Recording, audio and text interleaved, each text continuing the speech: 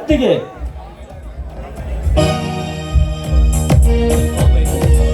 ಎತ್ತುಗಳನ್ನು ಕಟ್ಟಿ ಬಂದೇನಪ್ಪ?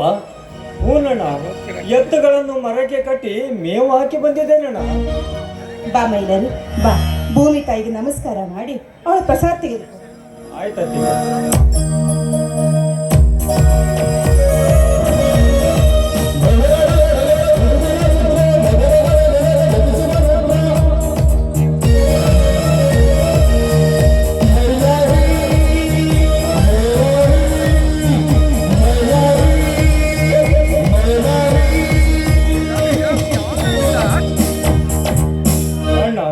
ಅತ್ತಿಗೆ ನನ್ನನ್ನು ಆಶೀರ್ವಾದ ಮಾಡಿ. ಎದ್ದೇಳಪ್ಪ, ಆ ದೇವ್ರು ನಿನಗೆ ಒಳ್ಳೇದು ಮಾಡಲಿ. ನಿನಗೆ ಎಷ್ಟು ಸಾರಿ ಹೇಳಿದರೂ ನಮ್ಮ ಮಾತೆ ಕೇಳ್ತಾ ಇಲ್ಲ. ನಿನಗೆ ನಮ್ಮ ಹಾಗೆ ಹೊಲಗದ್ದೆಗಳಲ್ಲಿ ದುಡಿಬೇಡ ಎಂದು ಹೇಳಿದರು, ನಮ್ಮ ಮಾತೆ ಕೇಳ್ತಾ ಇಲ್ಲ ಮೈಲಾರಿ ನೀನು. ಹೋಗ್ಲಿ, ಮೊನ್ನೆ ಪೊಲೀಸ್ ಕೆಲಸಕ್ಕೆ ಅರ್ಜಿ ಹಾಕಿದೆಯಲ್ಲ, ಆ ಕೆಲಸಕ್ಕಾದ್ರೂ ಹೋಗ್ಬಾರ್ದೆ? ಅಣ್ಣ, ಏನು ಹೇಳುತ್ತಿರುವೆ ಅಣ್ಣ, ನೀನು ಏನು ಹೇಳುತ್ತಿರುವೆ? ನಾನು ಪೊಲೀಸ್ ಕೆಲಸಕ್ಕೆ ಅರ್ಜಿ ಹಾಕಿದ್ದು ನಿನ್ನ ಒತ್ತಾಯಕ್ಕೆ ಹೊರತು ನನ್ನ ಮನಸ್ಸಿನಿಂದಿಲ್ಲಣ್ಣ.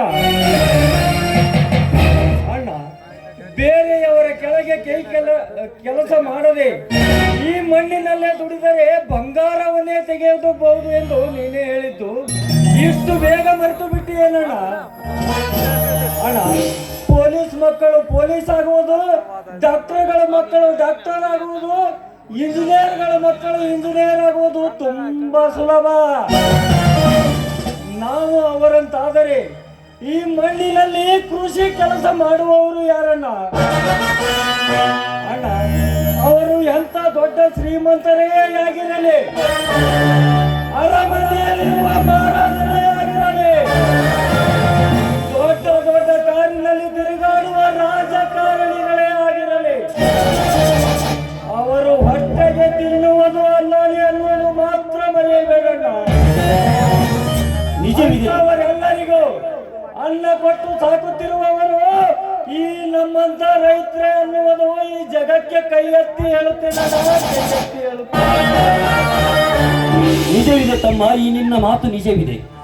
ಇಡೀ ದೇಶಕ್ಕೆ ಅನ್ನ ಹಾಕುವ ನಮ್ಮಂತ ರೈತರಿಗೆ ತಿನ್ನೋದಕ್ಕೆ ತುತ್ತು ಅನ್ನ ಇಲ್ಲವೆಂದಾಗ ಯಾರು ಎದುರಿಗೆ ಹೇಳಬೇಕು ಈ ರೈತನ ಗೋಳಿನ ಕತೆ?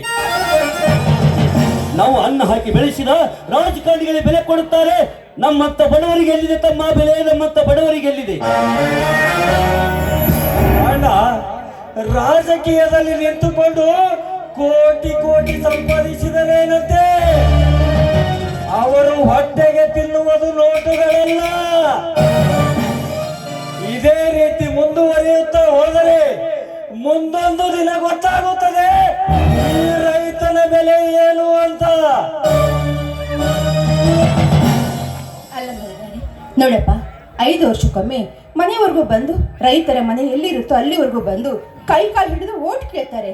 ಅದೇ ರಾಜಕೀಯದಲ್ಲಿ ಗೆದ್ದು ಬಂದ ಮೇಲೆ ರೈತರ ಸಮಸ್ಯೆಗಳು ಏನು ಅಂತ ಕೇಳೋದಕ್ಕೆ ಒಬ್ಬರು ಸಹ ಬರೋದಿಲ್ಲ.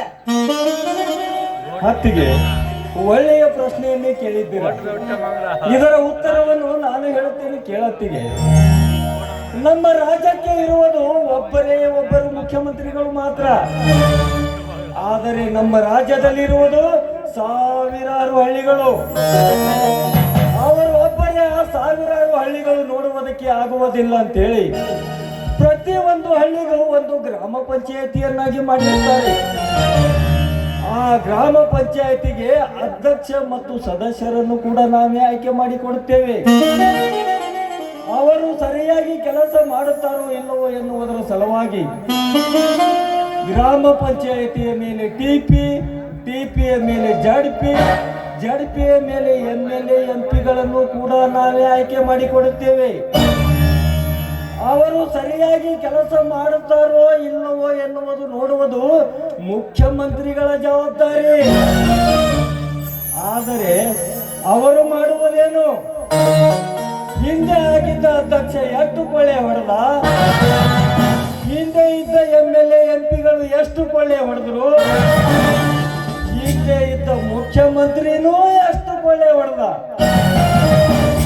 ಈಗಂತ ಕೆಲಸ ಮಾಡಿದರೆ ಅವರಿಗೆ ಮಂತ್ರಿಗಳು ಅನ್ನುವುದಿಲ್ಲ ಅತ್ತಿಗೆಮ್ಮ.